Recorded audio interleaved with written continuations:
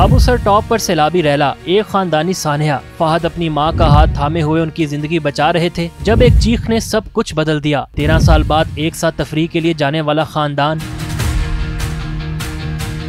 جولائی کی ایک شام بابو سر ٹاپ پر ایک افسوسناک واقعہ پیش آیا۔ گلگت بلتستان کے اس سیاحتی مقام پر اچانک آنے والے سیلابی ریلے نے نہ صرف مقامی انفراسٹرکچر کو نقصان پہنچایا بلکہ کئی قیمتی جانیں بھی لے گیا۔ لودھرا سے تعلق رکھنے والا ایک خاندان جو 13 سال بعد اکٹھا ہوا تھا، یہ خاندان 15 افراد پر مشتمل تھا۔ اسکردو سے واپسی پر بابو سر ٹاپ کے مقام پر مختصر قیام کے دوران موسم کی خرابی کا شکار ہو گیا۔ سوموار کی شام تقریباً 4 بجے تک ویلی کے قریب شدید بارش کے باعث ایک طاقتور سیلابی ریلا نالے سے امٹ پڑا۔ خاندان کی کوسٹر سیلاب کے قریب آ چکی تھی۔ تمام افراد گاڑی سے باہر نکلنے کی کوشش کر رہے تھے۔ اسی دوران فہد اسلام، شاہدہ اسلام میڈیکل کالج کے مینیجنگ ڈائریکٹر، اپنی والدہ کو محفوظ مقام تک پہنچانے میں مصروف تھے جب انہیں اپنی بھابھی ڈاکٹر مشال فاطمہ کی چیخ سنائی دی۔ وہ اپنے کمسن بیٹے عبدالہادی کو بچانے کی کوشش کر رہی تھی۔ فہد فوراً ان کی مدد کو لپکے، لیکن لمحوں میں تینوں افراد تیز بہاؤ کا شکار ہو گئے اور ریلی کے ساتھ بہہ گئے۔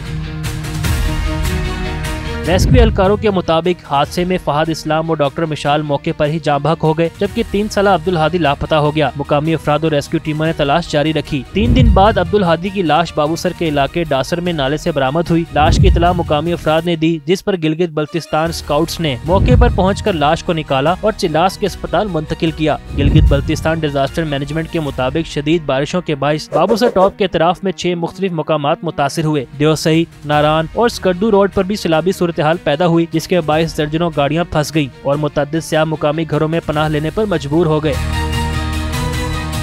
دوسری جانب بابو سر ٹاپ پر سیلابی ریلے میں جانے والے خاندان کے رشتہ دار پاکستان کے مشہور یوٹیوبر ڈاکٹر عفنان کیسر کا ایک ویڈیو بیان سامنے آیا ہے جس میں ان کا کہنا ہے کہ ڈاکٹر سعد اسلام سے ان کی فون پر تفصیلی بات ہوئی جس میں انہوں نے بتایا کہ کسی قسم کے ڈیزاسٹر کا پہلے نہیں بتایا گیا تھا۔ ان کا ڈرائیور کوسٹر چلا رہا تھا لیکن اچانک پتھر اور پانی آیا، لیکن پھر بھی ان کا ڈرائیور کوشش کر رہا تھا کہ گاڑی نکال لے، لیکن پھر اچانک پورا پہاڑ ہی ان کی گاڑی کے آگے گر گیا جس میں لمحوں میں ان کے گھر کے 3 افراد پانی کی نظر ہو گئے جن میں ان کی بیوی ڈاکٹر اشال، بیٹا عبدالہادی اور بھائی ڈاکٹر فہد اسلام شامل تھے۔